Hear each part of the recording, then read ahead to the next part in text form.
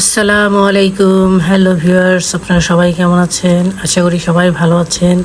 তো দেখুন, আজ আমি আপনাদেরকে কি দেখানোর জন্য নিয়ে আসলাম। আমার ছোট্ট প্রিন্সেস, আমার রাজকুমারী, সে আমাদের সাথে পিঠা বানাচ্ছে। তো এখন কি বলবো, এত অল্প বয়সে সে পিঠা বানানো শিখতেছে। আর বয়স 5 বছর কমপ্লিট হয়েছে। তো দেখুন সে কিভাবে পিঠা বানাচ্ছে, ওখানে ছিদ্র করে ফেলছে রুটিটার মাঝখানে। এখন সে ছিদ্রটা ওটা এই চাপানোর চেষ্টা করতেছে। তো যাই হোক, এত ছোট বয়সে যে এত ছোট্ট একটা বাবু বড়দের দেখা দেখি যে ও সাহস করে বেলুন হাতে ধরেছে এবং রুটিটাকে বেলার চেষ্টা করতেছে, এটাই অনেক বড় কিছু। তা এখন দেখুন সে ওই মোকাটা দিয়ে, বয়মের মোকাটা দিয়ে ওই রুটি ছোট সাইজ করতেছে। দেখুন কিভাবে করে। আমি তো দেখে আমার এত ভালো লাগতেছিল, আবার একটু সময়ও নষ্ট হচ্ছিল, দেরি হচ্ছিল পিঠাগুলা বানাতে। তো যাই হোক, তারপরেও বাচ্চাদের সুযোগ দেওয়া উচিত। তারা নতুন নতুন কিছু শিখতে অনেক বেশি পছন্দ করে। তো দেখুন রুটিটা সে কেটে ফেলেছে। এখন সে এই রুটির মধ্যে আর কি মাংসের পুর ভরবে, দেখুন নিজের হাতেই। এখন সে আর একটা রুটি কাটার জন্য প্রিপারেশন নিচ্ছে। রুটির ভেতর থেকে ছোট করে রুটি কাটতে হয় এই পিঠা তৈরি করার জন্য। তারপর সেই ছোট রুটির ভেতরে মাংসের ভেজে রাখা হয়েছে, ওই মাংসের পুরটা ওখানে ভরে দিতে হবে। দেখুন কত সুন্দর করে দুটো ছোট রুটি কাটলো এবং এখন সে ওইটার ভেতরে মাংস ঢোকাবে।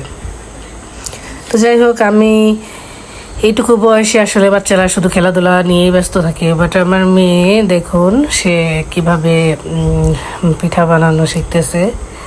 তো আমার খুব ভালো লাগতেছিল বিষয়টা, তাই ভাবলাম একটু আমি ভিডিও করে রাখি, আমার স্মৃতির পাতায় থেকে যাবে এই জিনিসটা। এবং আমি আমার ফ্রেন্ডদের সাথে আমি এটা শেয়ার করতে চাইছিলাম, এই জন্য আমি আজ আপনাদেরকে এটা দেখাচ্ছি। তো দেখুন আমার ছোট্ট প্রিন্সেস, আমি তাকে অনেক ভালোবাসি।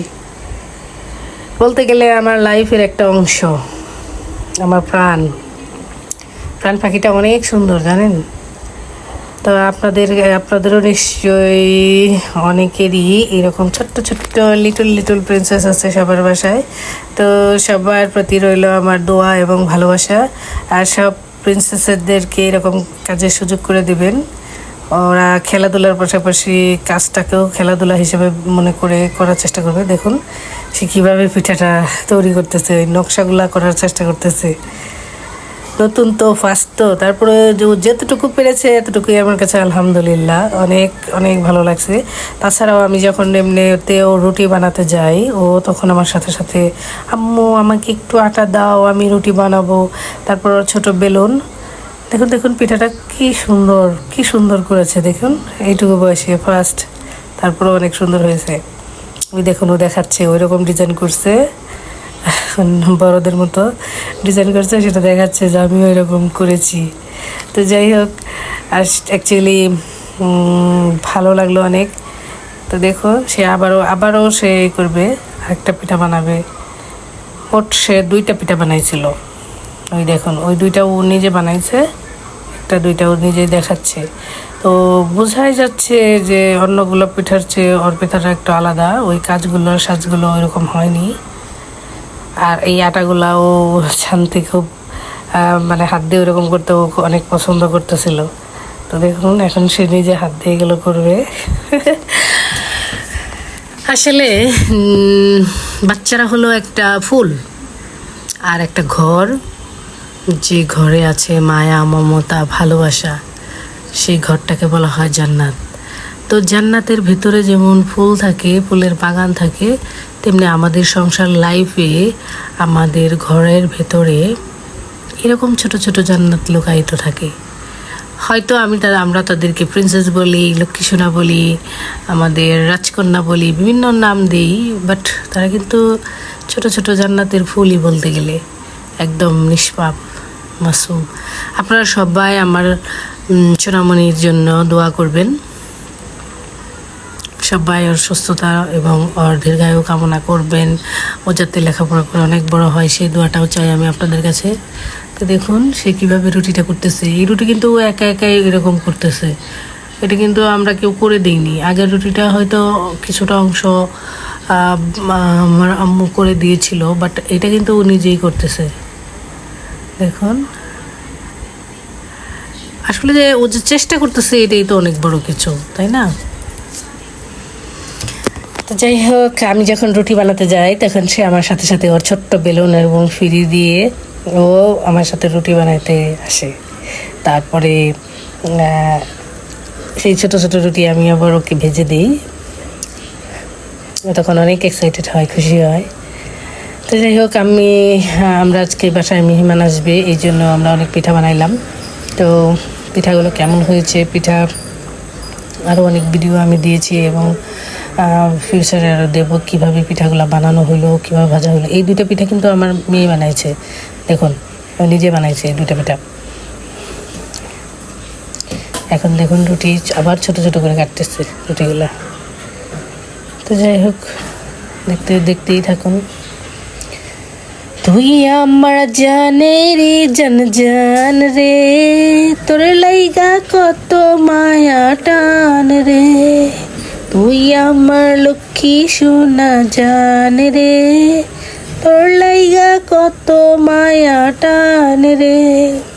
তুই যে আমার নয়ন মনি, আমার চোখের আলো রে, আমার চোখের আলো রে। তুই আমার লক্ষ্মী সোনা জান রে, তোর লাইগা কত মায়া টান রে। আসলে মানুষের জীবনে এমন অনেক মুহূর্ত আসে, অনেক পরিস্থিতি আসে যখন মানুষ ভাবতেই পারে না যে আজ এটা করতে পারে। তা সেরকম আমিও ভাবতে পারি নাই যে আমার ছোট্ট লিটল প্রিন্সেস আমাদের সাথে পিঠা বানাতে লেগে যাবে। সে আমাদের সাথে সাথে পিঠা বানাবে এবং ও যে 2টা পিঠা নিজ হাতে বানাইলো, এটাই আমার কাছে সবচেয়ে অবাক এবং আশ্চর্যের বিষয় মনে হয়েছে।